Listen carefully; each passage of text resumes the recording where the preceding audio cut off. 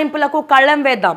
అత్యంత సన్నిహితులు పార్టీని వీడుతుండడంతో అప్రమత్తమైన బీఆర్ఎస్ ఎమ్మెల్యేలో భరోసా నింపేందుకు ఈ వారంలోనే అధినేత కేసీఆర్ సమావేశం.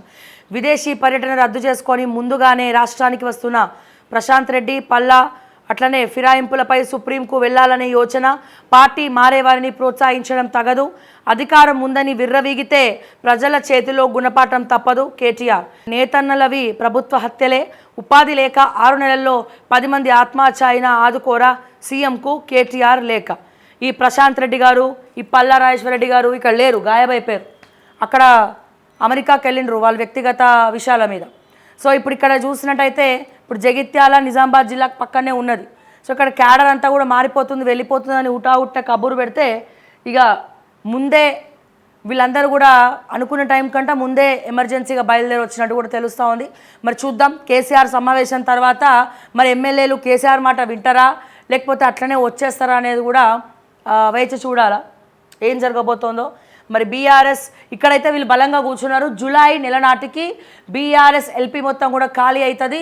సో బీఆర్ఎస్ ఎల్పీ మొత్తం కూడా మరి కాంగ్రెస్ పార్టీలో విలీనం అవ్వబోతుందని చెప్పి బహిరంగంగానే వ్యాఖ్యలు చేస్తూ ఉన్నారు.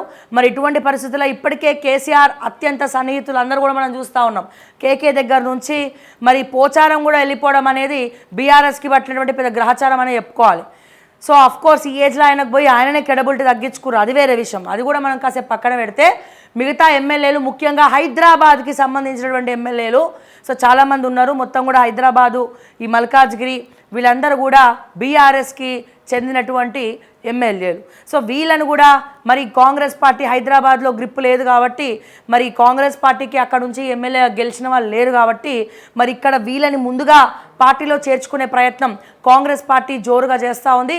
సో ఏ మాత్రం తగ్గం, మేమే బీజేపీలోకి తీసుకుంటామని చెప్పి వాళ్ళు కూడా ఎవరి స్టైల్లో వాళ్ళు కుట్రలు చేస్తూ ఉన్నారంటే రాజకీయ పన్నాగాలు పండుతూ ఉన్నారు.